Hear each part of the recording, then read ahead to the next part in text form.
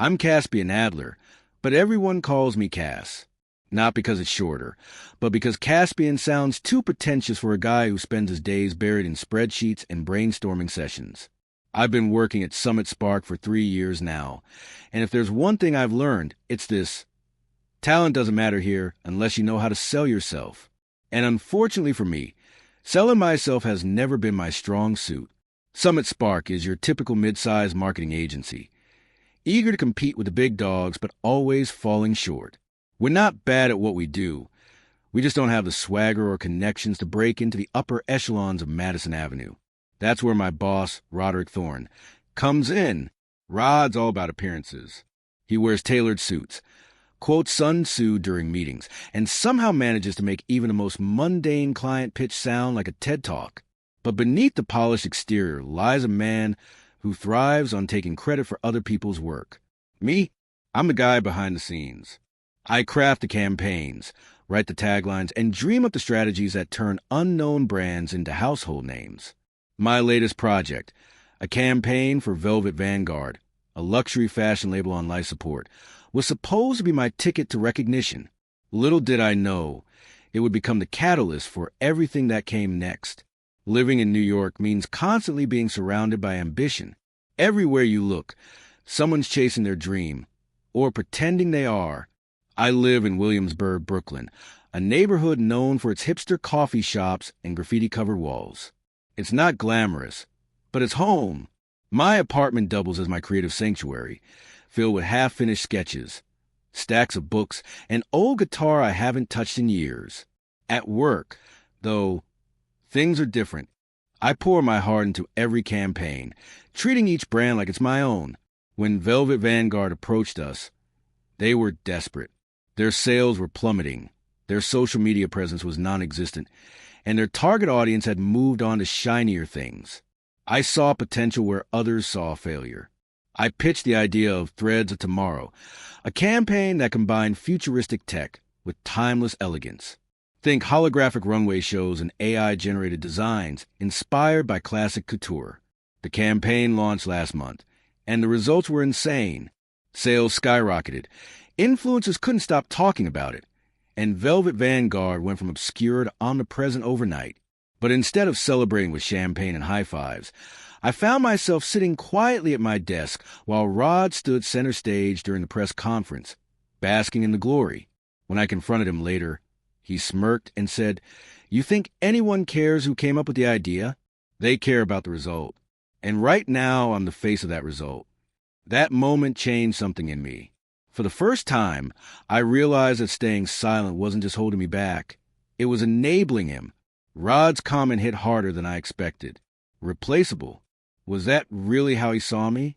After everything I'd done for this company, after all the late nights and early mornings, I was just another cog in his machine? Anger simmered inside me, but it wasn't enough to push me over the edge. Not yet. What finally broke me was seeing the way he treated the rest of the team. He yelled at interns for typos, dismissed junior strategists' ideas without listening, and took credit for every win while blaming failures on everyone else. It wasn't just me he was undermining. It was everyone. That night, I couldn't sleep. I grabbed my laptop and started documenting everything. Emails, meeting notes, screenshots of conversations.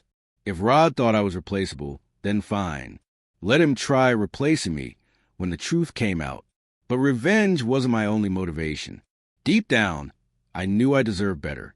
Better than Summit Spark, better than Rod, and better than letting someone else define my worth.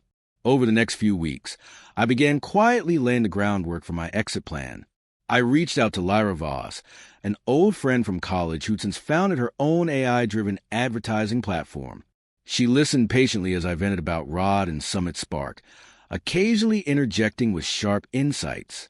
By the end of our call, she offered me a job at her company. "You don't belong there, Cass," she said firmly. "Come work with me. Together, we'll shake up the industry." It was tempting, but I hesitated. Leaving felt like admitting defeat. Plus, part of me wanted to see Rod squirm before I walked away. So instead of accepting her offer outright, I decided to test the waters. I started networking more aggressively, attending industry events, and reconnecting with former clients. Word spread quickly about my role in Velvet Vanguard's success, and soon I was fielding offers from rival agencies. Meanwhile, tensions at Summit Spark continued to rise. Projects stalled, clients grew impatient, and morale plummeted. Without realizing it, Rod had grown dependent on my creativity and strategic vision. Now that I was deliberately stepping back, cracks were beginning to show in his carefully constructed facade. One evening, while scrolling through LinkedIn, I stumbled across Finn Calder's profile. Finn was a well-known business journalist infamous for exposing corporate scandals. His articles were meticulously researched and brutally honest, the kind of writing that could ruin careers. Inspiration struck.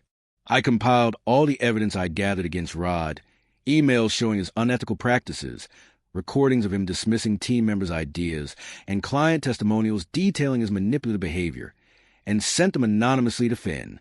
Within days, his exposé titled The Man Behind the Curtain, How One Executive Sabotaged His Own Team, went viral. Reading the article felt surreal. Every word rang true, painting Rod as a toxic leader he truly was. The backlash was immediate. Clients began questioning Summit Spark's integrity, and employees started jumping ship. For the first time, Rod looked rattled. And me? I sat back and watched the chaos unfold, knowing that this was only the beginning. Rod didn't waste any time pointing fingers. During an emergency meeting, he accused me of orchestrating the exposé, claiming I was trying to sabotage the company out of spite. His voice trembled with rage, but underneath, I could see the fear. "You think you're untouchable?" he spat. "Without this company, you're nothing." His words should have stung, but they didn't. Instead, they fueled my resolve. I stood up, calm and composed, and addressed the room. "Actually, Rod, I think it's time we all acknowledge the truth. You've built this company on lies and intimidation, and it's crumbling because of it. Maybe it's time for a change." The silence that followed was deafening. Some colleagues nodded in agreement, while others stared at their shoes, unwilling to meet Rod's gaze. Whatever loyalty he'd once commanded was gone, replaced by resentment and distrust. As I left the meeting, I felt lighter, freer.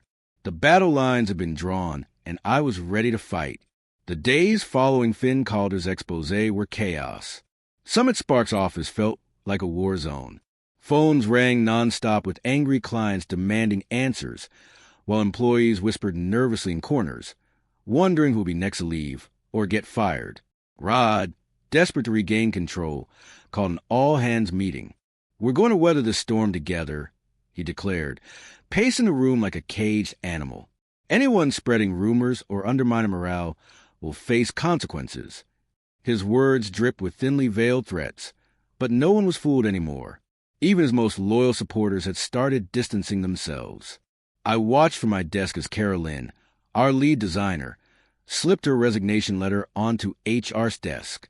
She gave me a small nod on her way out, a silent acknowledgement that she'd seen enough. But it wasn't just employees jumping ship. Velvet Vanguard, the crown jewel of our portfolio, pulled out of their contract. Their CEO cited ethical concerns and hinted at exploring partnerships with other agencies. When the news broke internally, Rod lost it. He stormed into my cubicle, slamming his palms against my desk.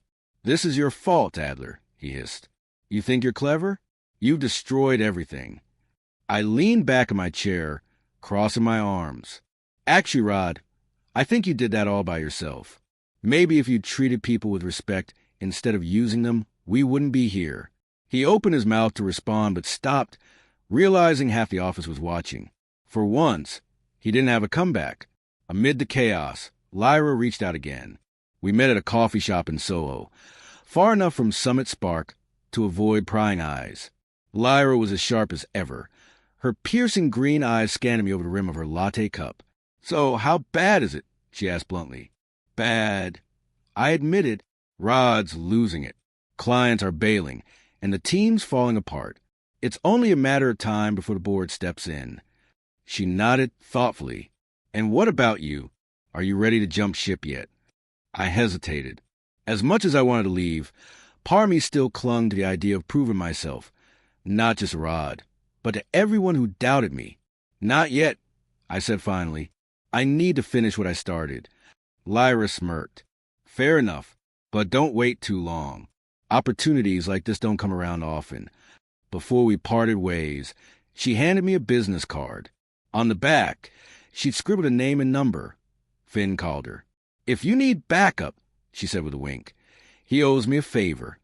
Rod's downfall came faster than anyone expected. After Velvet Vanguard's departure, the board demanded answers. Rod tried to spin the narrative, blaming external factors and vaguely accusing internal sabotage. But when Finn published a follow-up article exposing Rod's financial mismanagement, courtesy of some carefully placed leaks, I knew the end was near. I was summoned to a private meeting with the board. Walking into that sleek, glass-wall conference room felt surreal. The air was thick with tension as I took a seat across from a panel of stern-faced executives. "Mr. Adler," one of them began, "we understand you've been instrumental in several of our recent successes. However, there are allegations circulating about certain practices within the company. Can you shed any light on these matters?" It was my moment. I slid a folder across the table, containing every piece of evidence I'd gathered. Emails, recordings, client testimonials, all meticulously organized. "This should answer your questions," I said calmly. The room fell silent as they flipped through the documents. By the time they finished, Rod's fate was sealed. The board acted swiftly. Within hours, Rod was escorted out of the building, his tailored suit and smug grin replaced by a look of utter disbelief. Employees gathered in the hallway, watching silently as security led him away. Some cheered quietly. Others simply stared, processing the magnitude of what had just happened. For a brief moment, I allowed myself to feel victorious. But the celebration was short-lived. As the dust settled, I realized something important.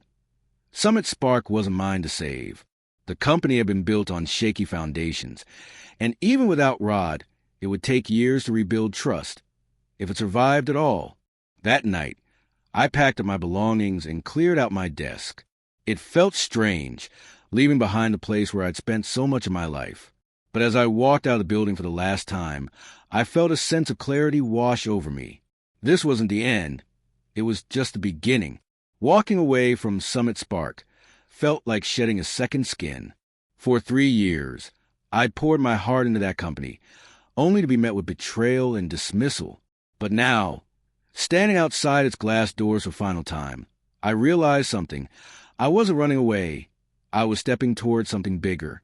The next morning, I called Lyra. "I'm ready," I said simply. She didn't ask questions. She just laughed.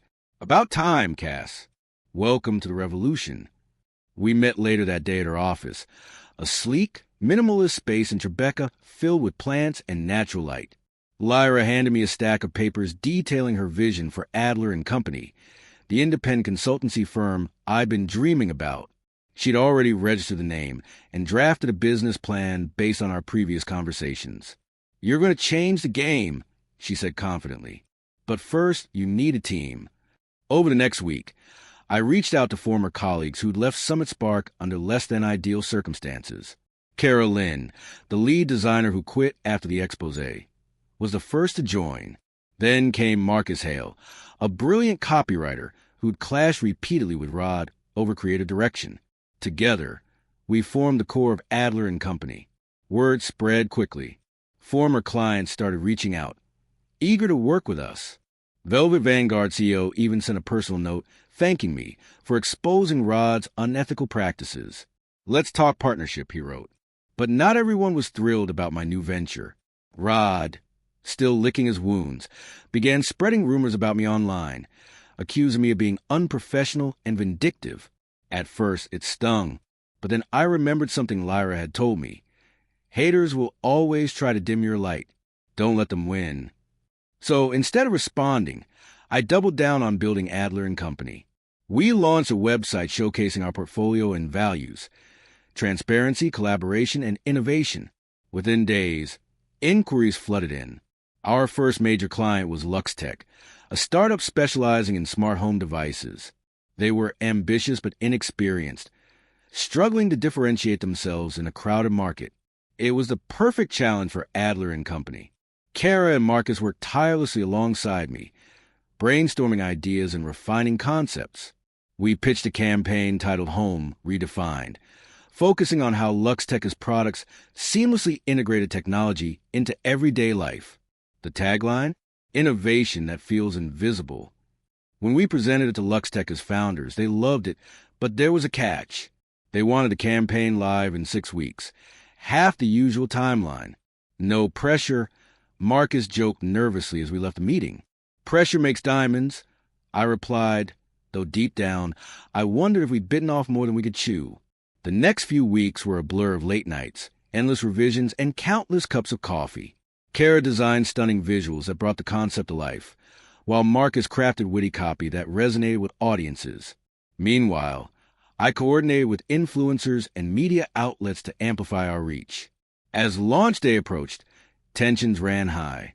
Would the campaign succeed, or would it flop, tarnishing Adler and Company's reputation before we'd even gotten off the ground? Finally, the day arrived. We watched anxiously as the ads went live across social media platforms. Within hours, engagement skyrocketed. People loved the message, and more importantly, they loved the product.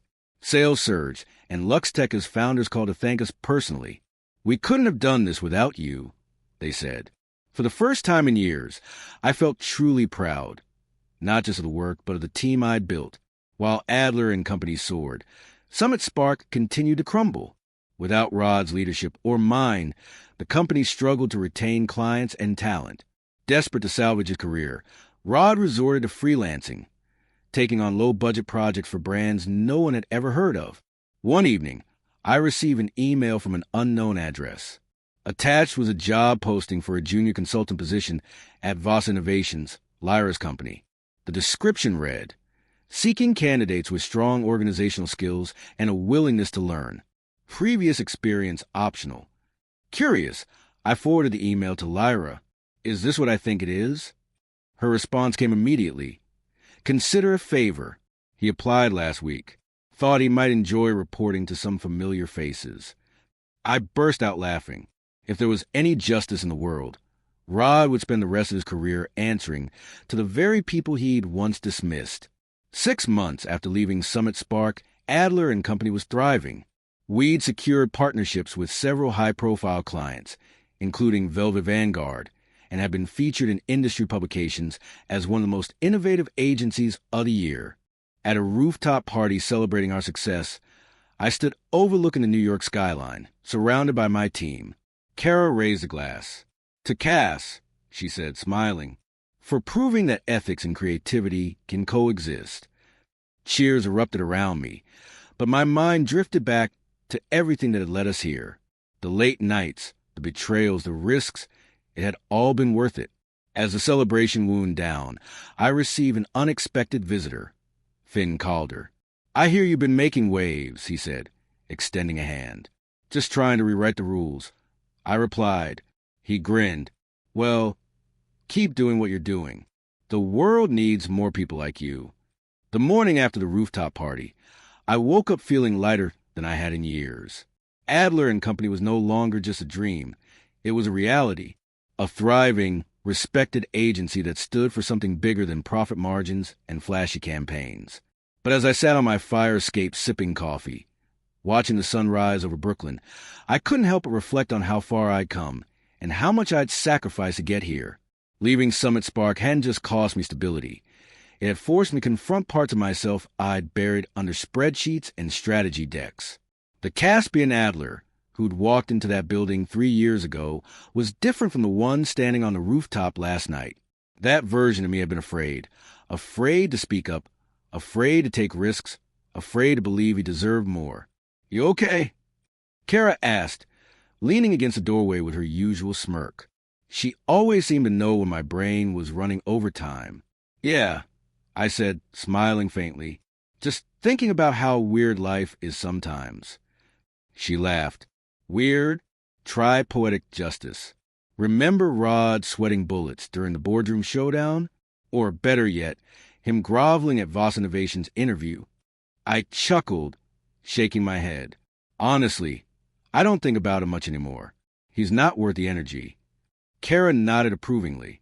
Good, Because we got bigger fish to fry now. As Adler and Company continued to grow, so did the challenges. Our success attracted attention, not all of it positive. Competitors began poaching our ideas, while others accused us of being too idealistic to survive in such a cutthroat industry. Some even suggested we were riding the coattails of Velvet Vanguard's resurgence, a claim that stung more than I cared to admit. But instead of letting criticism derail us, we leaned into it. Marcus proposed launching a podcast called Behind the Brand, where we'd share insights from our campaigns and highlight the importance of ethical marketing. Kara designed a striking logo featuring interlocking gears, an homage to teamwork and innovation. And I started writing op-eds for industry publications, challenging outdated norms and advocating for transparency. One article caught the eye of none other than Lyra Voss. She reached out, inviting me to speak at a prestigious tech conference in San Francisco. "This could be huge for Adler and Company," she said excitedly. "Think of it as your official welcome to the big leagues." I hesitated. Public speaking wasn't exactly my forte. But then I remembered why I'd started this journey in the first place, to inspire change. So I accepted. Standing backstage at the conference, I felt like I was going to throw up.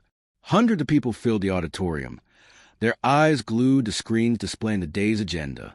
My session, titled Ethics in Advertising, Building Brands That Matter, was scheduled right before lunch, a prime slot reserved for keynote speakers.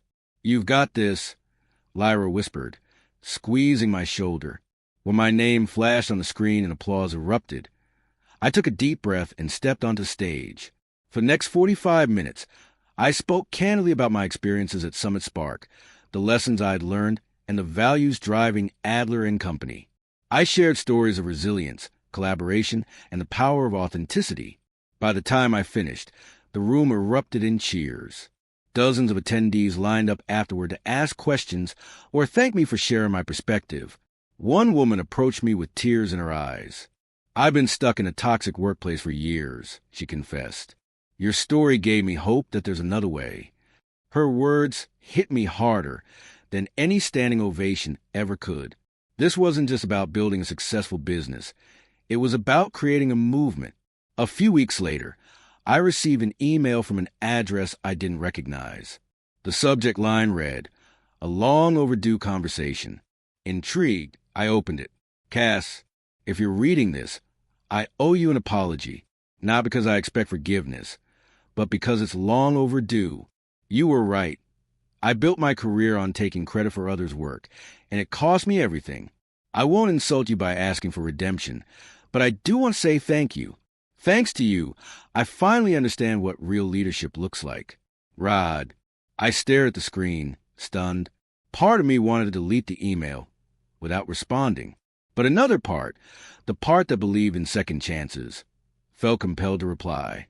"Rod, apologies aren't easy, so I appreciate the effort. If you're serious about changing, maybe start by listening to people around you. They'll teach you more than any boardroom ever could." Cass. It wasn't closure exactly, but it was progress. Months passed, and Adler and Company continued to thrive. Our podcast became a staple in the industry, drawing listeners from across the globe. Our campaigns inspired countless brands to prioritize ethics over profits. Even competitors began adopting similar practices, though they'd never admit it publicly. One evening, as I scrolled through LinkedIn, I stumbled across a post from Velvet Vanguard CEO. Beneath a photo of their latest collection launch, he wrote, "To Caspian Adler and the team at Adler and Company, thank you for reminding us that true luxury lies not in exclusivity, but in integrity. Here's to rewriting the rules together." Reading those words brought tears to my eyes. It wasn't just validation. It was proof that the ripples we created were spreading further than I'd imagined. Later that night, I sat down to write a letter to my future self. In it, I reminded myself of the struggles I'd overcome and the dreams I still hoped to achieve. And as I sealed the envelope, I realized something profound. Success isn't a destination, it's a journey. And mine was just beginning. A few weeks after sealing that letter to my future self, I received an unexpected package in the mail. It was unmarked, with no return address, just my name scrawled neatly across the front. Inside was a single envelope containing a handwritten note. Dear Caspian, when Velvet Vanguard decided to pull out of Summit Spark, it wasn't just because of the expose. It was because of you. Your campaign didn't just save our brand. It reminded us of why we started this journey in the first place. Thank you for believing in us when no one else did. Enclosed is something small but meaningful, a token of gratitude from someone who knows what it's like to fight an uphill battle. Sincerely, Eleanor Vane. Eleanor Vane, the enigmatic CEO of Velvet Vanguard. Her signature was elegant, her words even more so. Beneath the letter lay a vintage fountain pen, engraved with the words, "Write your own story." I stared at it, dumbfounded. Eleanor had always seemed untouchable, almost mythical in her brilliance. Yet here she was, thanking me. It made me wonder how many others had played silent roles in shaping her success, and how often they went unrecognized. That night, I couldn't sleep. My mind raced with questions. What if everyone had someone cheering them on from the shadows? What if every act of kindness, no matter how small, created a ripple effect far beyond what we could see? Inspired by Eleanor's letter, I decided to pay it forward. At Adler & Company's next team meeting, I announced the launch of a mentorship program called Threads of Tomorrow, named after the campaign that had changed everything. Its mission was simple: connect aspiring marketers with industry professionals willing to share their knowledge and experiences. We're not just building brands, I told the team. We're building people. Let's make sure we leave the industry better than we found it. The response was overwhelming. Dozens of applicants poured in within days, eager to learn from us. Kara took charge of organizing workshops, while Marcus spearheaded a storytelling initiative designed to amplify underrepresented voices in advertising. Even Lyra got involved, offering internships at Voss Innovations to participants who showed exceptional promise. One evening, as I watched the group of men present their first mock campaign, I felt a surge of pride unlike anything I'd experienced before. This wasn't just about business anymore. It was about community, about lifting each other up and proving that success doesn't have to come at someone else's expense. 1 year later, I stood once again on a rooftop, this time overlooking San Francisco. Adler & Company had expanded to a second office, and we were hosting our annual gala, an event celebrating creativity, collaboration, and courage. Hundreds of guests mingled below, laughing and sharing stories of triumph over adversity. As I prepared to give my closing speech, I glanced at the fountain pen tucked into my pocket. Eleanor's words echoed in my mind. Write your own story. Taking a deep breath, I stepped up to the mic. A year ago, I thought success meant proving myself to the world. But now I realize it's much simpler than that. Success means staying true to your values, even when it's hard. It means lifting others up instead of tearing them down. And most importantly, it means remembering that none of us are truly replaceable. Not because of what we do, but because of who we are. Applause erupted, but I barely heard it. My gaze drifted to the horizon, where the city lights blurred into a kaleidoscope of possibilities. Somewhere out there, another dreamer was sitting at their desk, wondering if they'd ever break free from the shadows. And maybe, just maybe, the ripples we created would reach them too.